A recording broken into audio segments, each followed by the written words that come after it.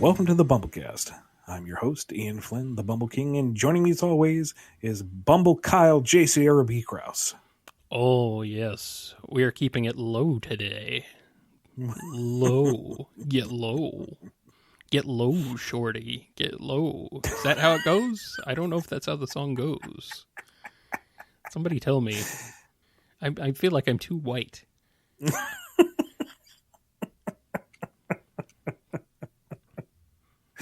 Somewhere there's an Oreo cream filling going, damn! Yeah. Get low. Anyway, how are you doing? How you doing, Ian? I'm doing all right. I'm just being a little quiet this episode because Aaliyah, who is a frequent co-host and guest on the show, is not feeling well, but the show must go on, so we're going to be extra quiet for her sake. Yes, we should. We always should. I hope she gets well soon. Someone said in the Discord, this is now the ASMR episode of the BumbleKast. Ooh, yes. I don't have the correct microphones for that, though. Soothing and comforting in these trying times here on BumbleKast After Dark. It's the same as BumbleKast normally, but lower. Alrighty, so let's get right to it, and that is your Q&A. Well, first of all, big thank you and big thank you to everybody who is coming over and joining us and subscribing on YouTube. We have absolutely shattered the 1,000 subscriber mark, and that's thanks in major parts to a shout out from the Game Apologist. So thank you, Game Apologist, for mentioning us and for everybody coming over and checking us out. I hope you guys like what you hear. Yeah. Welcome, everybody. And if you're listening to the show and you don't know who that is, check out the Game Apologist. He has a lot of high quality, easy listening video stuff. Yep. Lots of Sonic-related stuff and non-Sonic related stuff. So, expand your horizons, broaden things out a little bit. He's got some pretty cool stuff, so check him out. All right, now we can get into the Q&A. So if you want your question answered on the show, email us at bumblecast@yahoo.com, tweet to us at BumbleKast, comment on any of the YouTube videos. If you are a patron, post any old where on the Patreon page or in the hashtag Q&A channel over on the Discord. If you want to get yourself bumped to the head of the line, become a patron for $5 over at patreon.com/BumbleKast, or send $6 our way via Ko-fi.com. That's ko-fi.com/BumbleKast.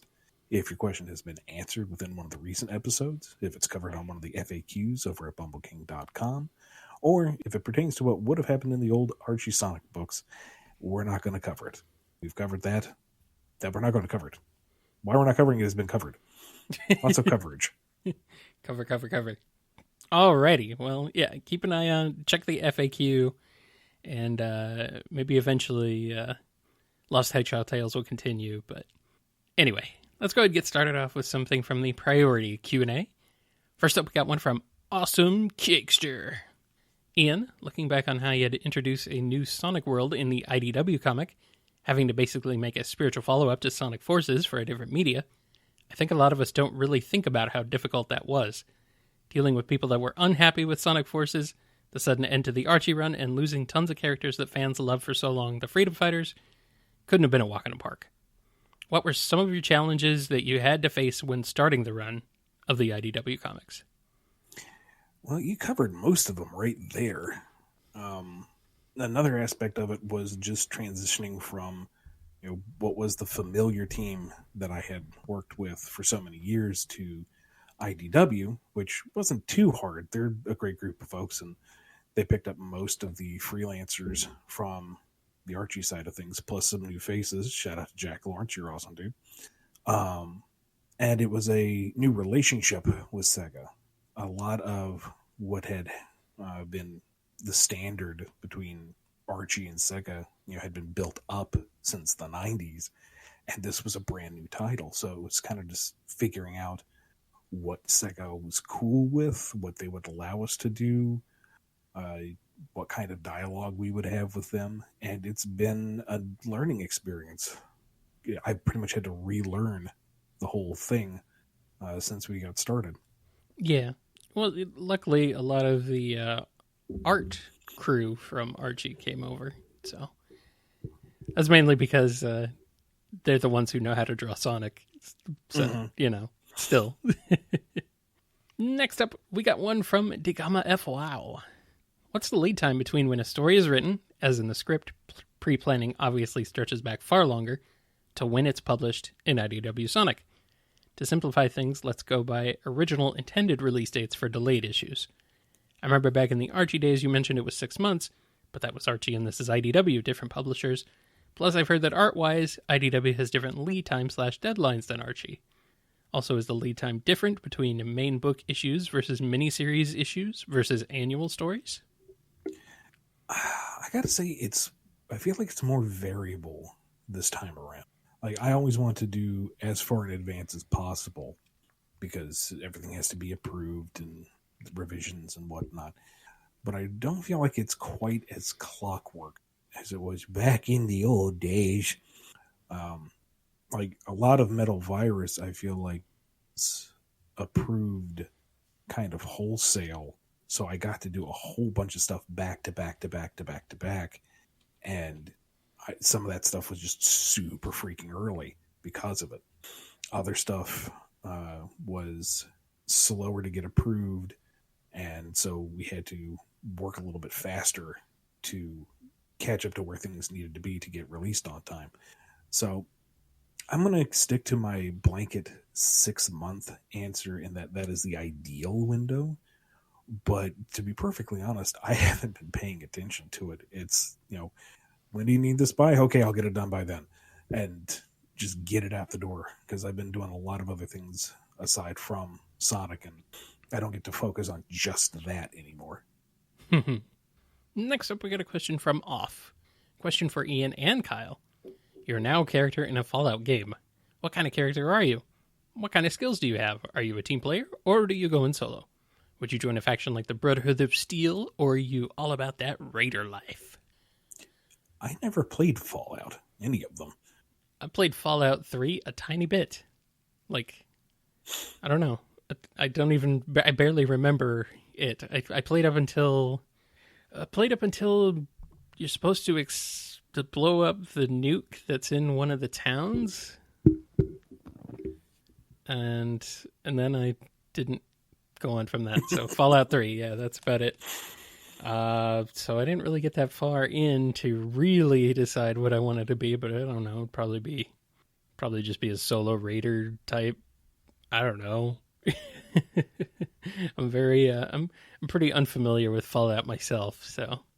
I mean, if it plays like any other RPG I've gone through, I would most likely default to my standard bulk up so that I hit things as little as possible and finish the fight quickly. Yeah. And can tank a hit so that my boneheaded brute strength approach doesn't completely fall apart initially. Yeah. Nothing fancy. No spells or buffs or debuffs or tactical stuff. Just you hit it once, it's dead. You win. Yeah. But that being said, I usually default to the altruistic loner, I guess. Stick with the goodest of the good guys as best I can. Well, that's no fun. I say that, and I've held true to that in most games except for Fable, where I was going to do the Paragon route first. I wanted to be the good guy. And about the 40,000th time that peasant called me a chicken chaser, I just turned around and pulled my bow and took his head off. And from there, it was the dark side the rest of the way. Yeah. I've played a little bit of Mass Effect. It kind of reminds me. The morality system in that is pretty. Mm-hmm. It tries to be like, oh, you can decide exactly how you want your character to be, but it's pretty cut and dry. Either you're a good guy, or you're a less good guy. And it's like, well, okay. That one I did too. 2 playthroughs of, one Paragon, one full Renegade, Mm-hmm. and didn't have too much trouble getting through that. I did try kind of the vanilla middle ground option. It's like, this is boring. Yeah. The option is just there to make the other 2 stand out more. Mm-hmm. Yeah. I don't know. Maybe I'll stream Mass Effect one of these days. I've been meaning to play it. I liked what I played of Mass Effect 1, but I think I only got 25-ish hours in. So They're all 3 are very different from each other in terms of gameplay. The first one is much more standard RPG, I guess. Yeah, that's what I've heard. 2 gets more action oriented. I like 2 the best in Mhm. terms of story and progression and whatnot. So does everybody else, from what I've heard. And then 3 is all right. It's fun enough, but I feel like it's a little too simplified compared to what came before. Mm-hmm. Yeah, I've heard a lot of people say that just kind of put Mass Effect 1 on easy and just kind of blaze through it for the story and don't worry about it too much. And then when you get to Mass Effect 2, that's when things really start getting good. So yeah, I don't know. It's something on my to-do list. My ever-expanding video game to-do list. I want to say it was leaked somewhere that an HD collection of the 3 was coming somewhere, some point. Did I make that up? I thought it already came out. Okay. Maybe. I'm not sure. Maybe it didn't. But yeah, I think it was announced and released already. Maybe. Thought it came out on Switch. I could be wrong about that. Anyway, let's go on to the next question. Scruffy Matt. Hey there, gents. I was wondering what your plans are for this holiday season. How will you be adapting this year in lieu of being unable to do a lot of your usual holiday traditions? I actually handed off some presents for our unofficial niece and nephew, and otherwise we are playing it super chill. Nobody's getting anything for anybody until they do, and then it's like, darn it, we already swore a pact. We swore an oath. Keep it simple this Christmas. It's just going to be the 2 of us at Christmas. I want to try cooking up some stuff to have a fancier Christmas dinner. Page 51 of Drogoon is scheduled to come out. Hey, Merry Christmas. We got your regular update. And otherwise, just take it easy and try to be safe and healthy. Yeah, pretty much the same here. Normally, my dad's side of the family has a big family get together because it's a big family. But this year, I don't think that's happening. I hope not. I ain't going either way, but I hope it's not happening. But normally that would include just a gift exchange game, and then presents for the kids. The kids are mainly the focus. They don't really get much going on for each other. Just mainly for the kids. So, but with that not happening this year, I mean, I'm not sure exactly. I guess I'll be going, since I'm in Arizona and Phoenix specifically, where things are not exactly wintry compared to other places. We are going out for a day trip picnic at the mountains. Is my plan with my mom and stepdad. So just the 3 of us, and so that should be all right on Christmas. I think that's Christmas Day. So, and that's about it. And that's not too different from what I would normally do. So we don't. My mom's side of the family is not particularly large, so it's usually just us. Next up, question from Noni. Hello there, got a question. Whenever we're able to do the whole convention thing again, will the BumbleKast ever have a fan table at one? Also, would you take suggestions on conventions to go to? Up until very recently, I wouldn't say we would have enough of an audience to warrant a BumbleKast table, but hey, you guys who are coming in, if this influx continues, that might change. My policy on conventions are the same regardless to BumbleKast or just me in general. If the show will help us get out there, I am all for it. Otherwise, just because of money and travel concerns and other stuff, I pretty much have to be local. So if there's a show out there that wants Ian and Kyle of the BumbleKast to show up and, cast live, I'm game. Yeah, me too. Noni suggests MagFest, which I've been to before, and I'm a big follower of. And that's a very distinct possibility. That's a show that I have a connection to it because it's the music and games festival. It's video game music festival essentially.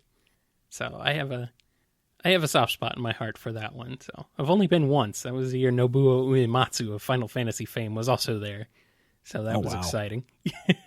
That was the year they performed his band, the Earthbound Papas, formerly the Black Mages, performed there. And that was, kind of one heck of an experience. So, yeah, I would love to go back to MagFest at some point. So, maybe.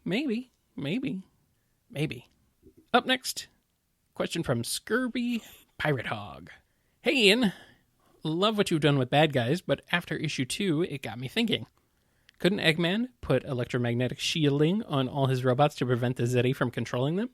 I feel that kind of tech gives him an actual real fighting chance against them since they can control tech. Also, while we're at it, considering Neo was in the first arc, and the Deadly Six hijacked the metal virus, is it too much to ask to have a big story arc where Eggman gets to keep being the main villain through it? He's Sonic's arch-enemy, after all, and I miss having some real Sonic versus Eggman stories where he gets to be the full-on main villain. To the first point, I imagine that the EM shielding is just something that is somewhat cost-prohibitive to him and his mass production operations. In theory, maybe he could, outfit every single Motobug with EM plating, but why bother? He can overwhelm everyone, and 9 times out of 10 the Zeti are stuck on lost techs and he doesn't really have to worry about them. So practically, yes, he probably could, but this is Eggman. He doesn't really do the whole practical thing now, does he? As for him being the main villain of the Sonic book, that has not escaped me either. That was kind of an unintentional side effect of the way things panned out. And I don't think that's going to change anytime in the immediate future. But he's still going to be a force, and we'll be getting back to him. I would like to put him back in the main antagonist role before too long, because with the first arc, it was meant to be something different. You still have Sonic fighting robots and saving the world, but you've got the fun twist of Neo Metal. So folks who are coming to Sonic who know nothing but Sonic versus Eggman get something familiar but a little different. And then he was back on top at the beginning of the Metal Virus arc, but like any good zombie apocalypse story, the whole point is things get increasingly out of control, which necessitates Eggman losing power about partway through. So, he's not been too far, but I get what you're saying. And it's a thought that isn't too far from my mind. Scurry Pirate Hog is a question for you, Kyle. Oh boy, hit me. Out of curiosity, of all the Sonic stuff that Ian has written, in your own opinion, what is the best thing he's ever written, and what is the worst thing he has ever written? Be as brutally honest as possible. I'm sure Ian won't bite. You're very sure of yourself there, Scurvy. Yeah, no, he will. He will. It's fine. I'm used to it. I've had my shots. Okay, good. Let's see. Best thing. Jeez. Mega Man? Just the whole thing? Okay. Can I say that? I don't know. Is that allowed? It's your opinion. I'm just trying to think of specific things in Mega Man. And it's like, I don't know, the whole thing. The Champions arc in Sonic. Pre-reboot, I believe. Was that pre-reboot or post? Post. It's post-reboot. Okay, yeah. Champions arc. That was fantastic. Worst, and I think you have kind of attested to this recently even. Worlds Unite. It was a little rough. it had a lot of really great like moments, nice character moments, some really good action, but the story didn't quite come together, I think, as much as you would have hoped. Fair enough. So, and you've mentioned that before. There's some things about it that you weren't a big fan of. Yeah. So, but I'm overall, I'm like, I don't really hate anything Ian has ever written that I've read, at least. I mean, I don't know. It's been a long time since I've read a lot of your earlier Sonic stuff. So maybe if I went back to that, I'd find something that'd be like, okay, maybe not this, maybe this, maybe not this. But I think overall, I have enjoyed your work, and I'm not just saying that because we do a show together and you're my friend. I'm saying that because you're talented and you have really honed your craft of writing very well. And I enjoy and I enjoy the way you tell stories. So, it's the best I could say.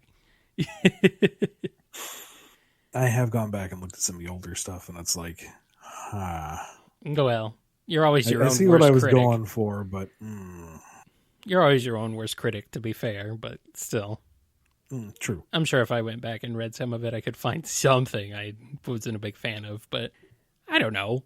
It's Blue Hedgehog comics. What kind of what my expectations aren't astronomical. I like Blue Hedgehog comics. I get Blue Hedgehog comics. That's all I want in life. And blue robot comics too. Those are good. And finally, we got one last question here from Blue Title Gamer, and it's for both of us. What are your favorite Christmas movies or TV specials?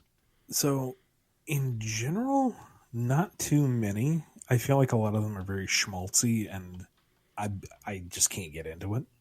But I very fondly remember the Garfield Christmas special. Oh, really? And I don't know if I ever saw that. I actually looked it up not too long ago because I was like, I all of a sudden remember that. Was it as good as I remember? And yeah, the jokes hold up, and the music is pretty decent, and it's got a nice Christmas message. I thought it was a solid film.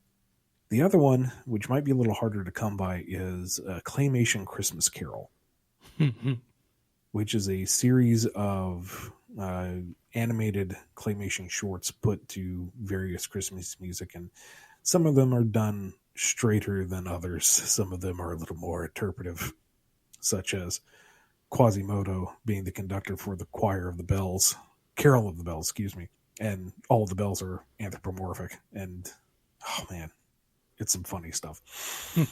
But those two I remember fondly. Yeah. I mean, Die Hard has always been kind of my go-to, but everyone else started jumping on that train recently, and it's like, well, now what do I do? So, Batman Returns, that's a good Christmas movie right there. Is it though? Well, I mean, it's okay. It's all right. It's entertaining enough. It's got Seal in it. Seal is in the movie. He's not in the movie. The song is. Let's see. I don't know. As a kid, I always loved the usual TV staples, but I don't know. I haven't watched them in a long time. Otherwise, I'm kind of drawing a blank for the most part. Christmas Vacation was pretty funny, but I don't go out of my way to watch it every year generally. Home Alone is a classic for me. I do like Home Alone. Lots of decking in the halls. Yeah. Growing up, Grinch was the live action Grinch was a regular thing with my stepbrothers, and it's all right. It doesn't really hold up to repeated viewings, but Now the original animated Grinch. Yes, I'm ashamed I did not think of that. That is legendary. Yeah, that's a great one. Oh, and Jingle All the Way. Yeah, it's terrible. It's a terrible movie. It's also very funny. Intentionally and unintentionally. We got some great Arnold one-liners in that one, so I'll take it, That's all I need. That's all I want for Christmas. It's just some good Arnold one-liners. I just need him yelling, "Put that cookie down!" I need that. I need that in my life. But I'm not going to put the cookie down because it's delicious.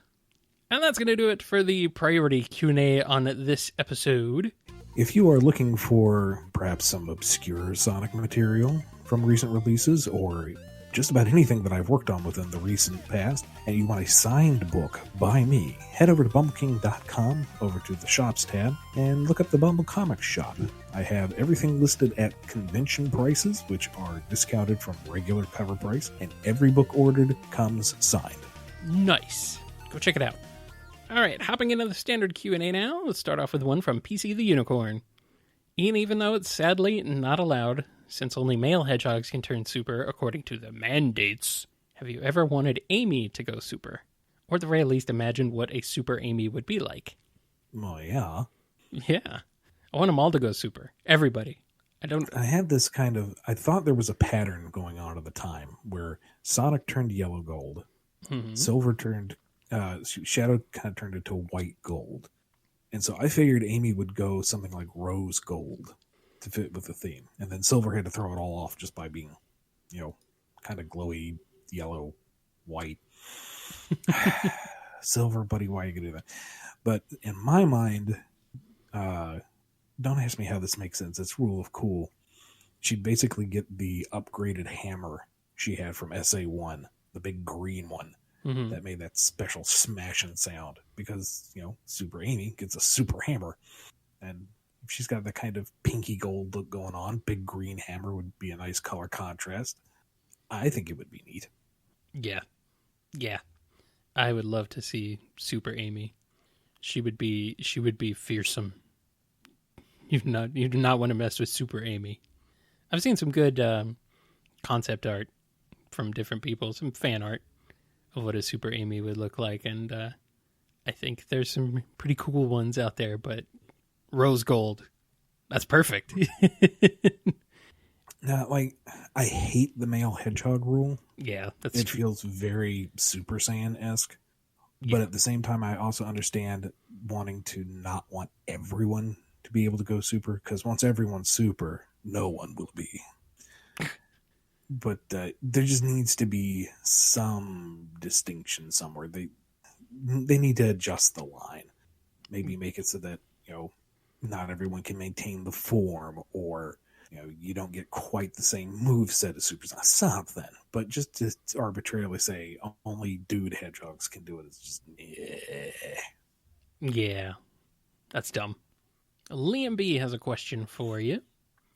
Of all the continuity lines you've worked on, the Archie original, the post SGW, and IDW, which one was your favorite? Which one did you think was the best? Given that the IDW run isn't over yet, I don't think that's really a fair comparison. It's also fairly new. Yeah. And I don't know. I cannot objectively step back and say one was better than the other, because I am deeply invested in all three. And there is personal stake to each of them that I can see. I remember the good times and the bad times from each of them. Not that really IDW has had time to have bad times. It's been nothing but good stuff so far, Shadow aside. So I can't compare. I can't objectively sit back and say, oh yes, this was the best of the best. They're each their own thing.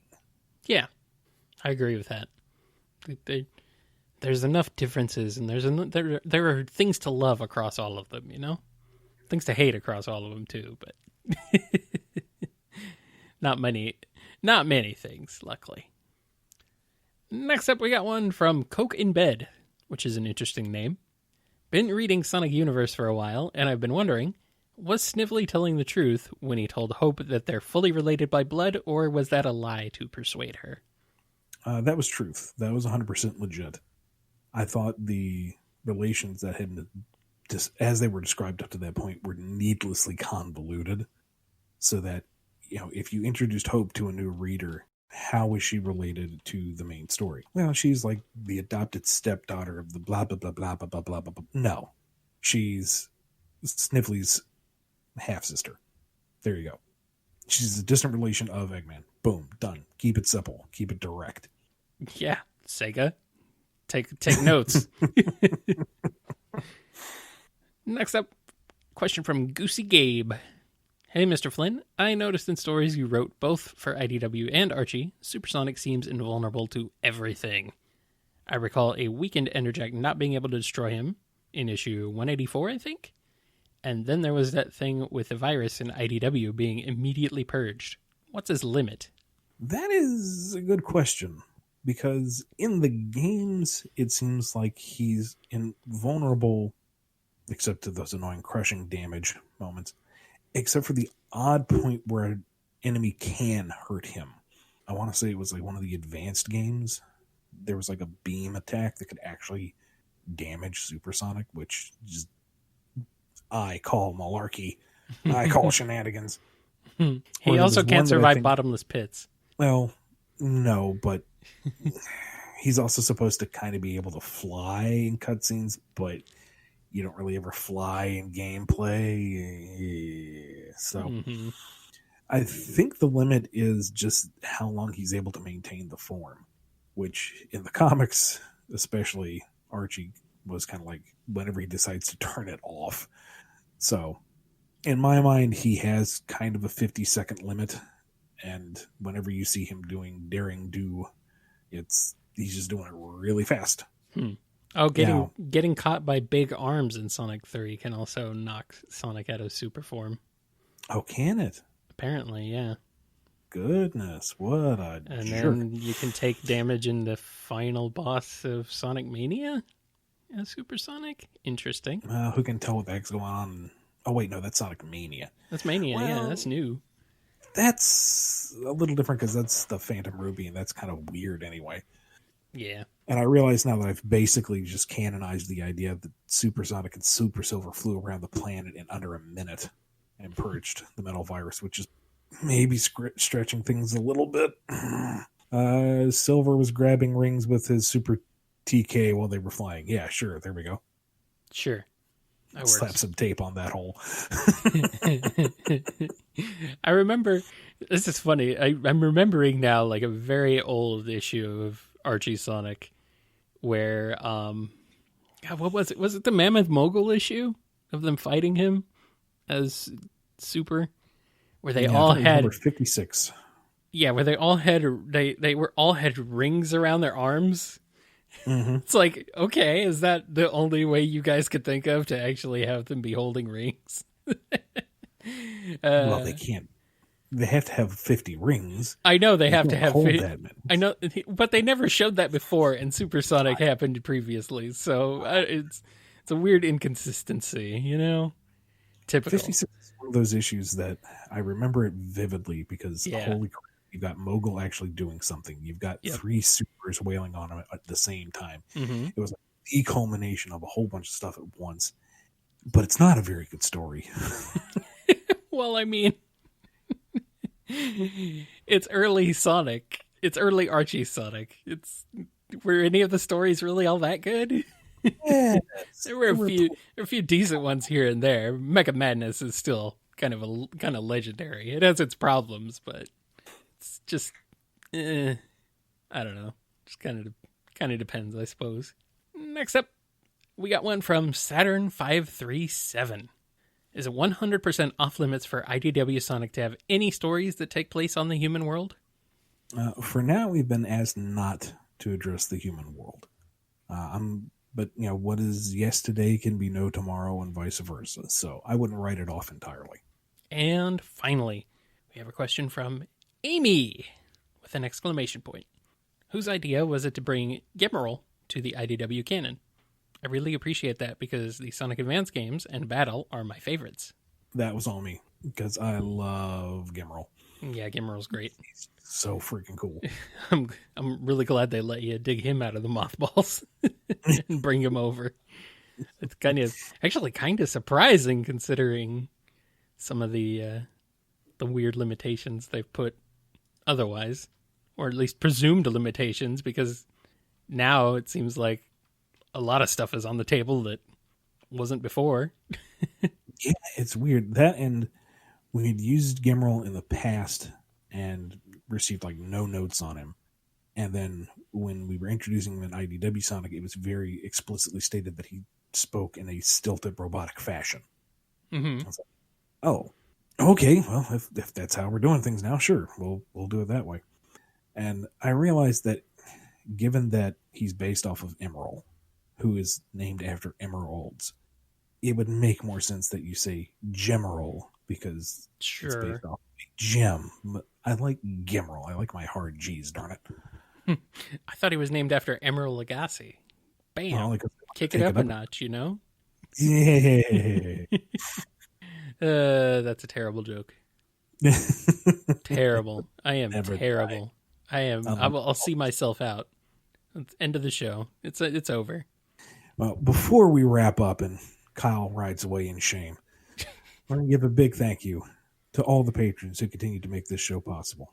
So a big thank you to Daniel H., Alex P., James K., John B., Jennifer R., Samuel P., Sam Cybercat, Robotnik Holmes, Mike B., Justin G., Torchbound, Coupland Crew 128, Dois Diz Den, Diane W., Scruffy Matt, Chris A., Andrew D., John M., Dawn B., Yami M., Lee H.K., Lisa M., Chauvel, Silverstring, Takaro, Sony, Salute Your Cat, Dave M., Justin S., Blue Tidal Gamer, Overthinking Films, Tick Tick, Final Neil, Papa Tripodopoulos, Invade Turbo Tunis, Off, Noni, Digamma F. Wow, Jonathan D., Jennifer H., PC the Unicorn, Rachel W., Preston M., Godzilla, Chaos Universe, Sonic Legacy, William D., Piggy Bank, Daniel B., J. Frost, Owen B. D., Hedgewolf 23, Somewhat Gooey, Dadler the Dalek, Sapphire Scarletta, Jonathan L., and Jib. Jib. I like the cut of that jib. Welcome, newcomers, and hello to all you old timers hanging out here with us on the BumbleKast. Thank you, thank you, thank you. Thank you to all our new subscribers as well, and also a big thank you to Game Apologist for mentioning us on his videos. That's really awesome. So, thanks everybody. Hope you guys are enjoying the show. I hope you like us keeping it down low this week, super low. Where can the people find you on the internet, Ian? Head over to Twitter at IanFlynnBKC. Find my personal website at bumbleking.com and read up on my free webcomic Drogoon. That's DROGUNE.com. Throughout the year, we've been updating weekly, but our last weekly update will be on Christmas. Starting 2021, we are going to be moving to a monthly update where we'll be having 4 or more pages releasing at the end of the month.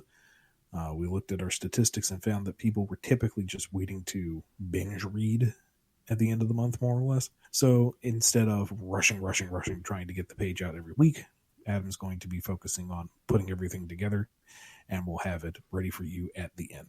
Now, patrons over at patreon.com/Drogoon will continue to get weekly lore page updates, but the main content will be coming out monthly starting in January. Kyle, where can the people find you on the internet? You can head on over to Twitter and find me at KyleJCRB. You can also check out kngi.org, which is my podcast network, which features the BumbleKast, and you can grab it in MP3 downloadable format for your listening pleasure on any device.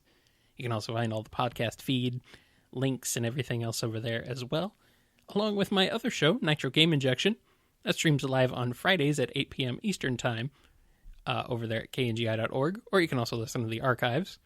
And that show's all about video game music, particularly fan-made video game music arrangements, remixes, covers, and all of that fun stuff. So if you enjoy VGM and all that goodness, head on over there and check that out. I play a lot of Sonic stuff, so hey, check it out for Sonic stuff, because I like Sonic. I also like other things too, so there's more than just Sonic, but anyway. You can follow the show on Twitter at BumbleKast, contact us at BumbleKast@yahoo.com, and listen to us on Apple Podcasts, YouTube Music, Spotify, Amazon Music, Audible, and our YouTube channel, as well as kngi.org. Don't forget to also check out the Bumble Store, shop.spreadshirt.com/BumbleStore. You'll find all sorts of items over there to get adorned with the BumbleKast logo, with our cartoony faces, and with all sorts of other fun stuff. So be sure to go check that out if you're in the market for some new items. And you know what? Once we're done recording, I'm finally going to just sit down and put up the knowing smile image that people have been asking for. I keep forgetting about it. I'm going to do it tonight. Okay, good. Must happen. Catch us streaming live on Twitch at twitch.tv/BumbleKast Gaming for BumbleKast Gaming Live, Sundays at 10 p.m. Eastern Standard Time and throughout the week whenever we can manage it. Subscribe to us on Twitch or follow us on Twitter to find out when those times will be. Yep, go check that out. We've been slacking on streaming myself, so one of these days I'll get back to it. Well, it's been a heck of a December. That's for sure. And it's been a heck of a 2020. Good riddance, you awful year. But happy holidays to everybody listening. And we will see you, goodness, in 2021. That'll be the next update. Really? No. Okay, we're taking Christmas off? Christmas weekend off? Sounds good to me. I can't tell time properly, so I kind of bungled that. But that's okay. I mean, if you want to take next week off, that's cool. Watch the subscription count drop after this episode. I know. Alrighty. Be good to yourselves. Be good to each other. Stay safe out there. Have a good one. All right. We'll see you guys next time. Whenever that will be. We'll figure it out. That's what it was, because it's Boxing Day. And we'll be seeing if we're recording. That's right. So if we do, we do. If we don't, we don't. Right. Gotta record on Boxing Day. We're finally going to fight. Is that what's going on? We're going to throw down. I kind of remember it was like this last year. Everything coming to a head at the very end of the year. But I don't remember it being stacked like this. Yeah. I don't know. I think because things got pushed back. Now they're probably making the push to the end of the year. They want things done before the end of the year. But they pushed everything back earlier this year, so now it's all crunch time. I've been sitting on one particular knowing smile for like 2 years now, and it's killing me. You've been listening to the BumbleKast, a co-production of Bumble King Comics and the KNGI Network.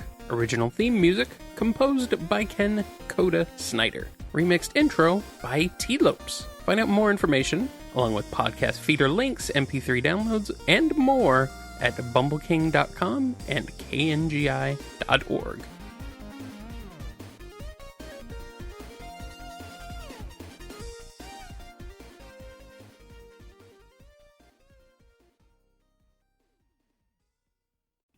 I had an interesting interaction where somebody had ordered a bunch of books for me, and their mother emailed me, and they were very nice about it. But they said she only got half the order. And I'm like, oh no, how did that happen? Uh-oh. Can you confirm what was missing, what wasn't missing? And she did, and she showed me a picture of the envelope, and the customs tag wasn't on it. And I'm like, okay, somebody must have messed with the package. I'm so sorry.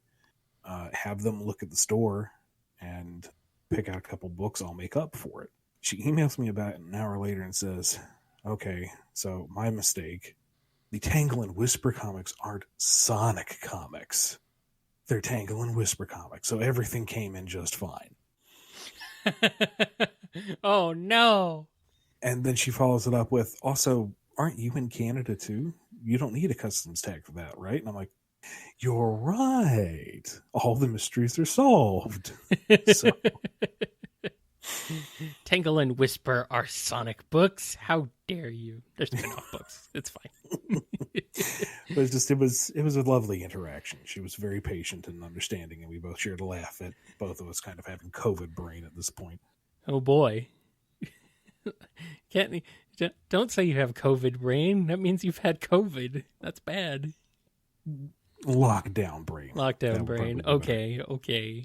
Whatever. I've had lockdown brain for the last 20 years. Going outside is for suckers.